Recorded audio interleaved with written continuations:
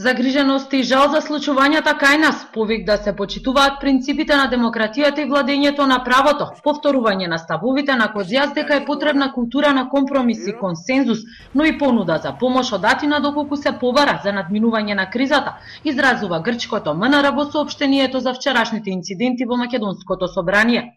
Со жал и загриженост забележуваме дека ФИРОМ тоне во длабока политичка криза.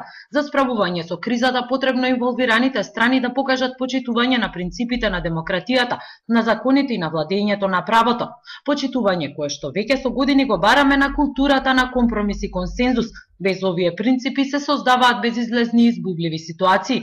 Пишува во соопштението од грчкото МНР, во кое вела дека и покрај тоа што нивниот став е да не се мешаат во внатрешно политичките случувања на соседните земји, нудат помош до Македонија доколку тоа се побара од Атина за надминување на кризата.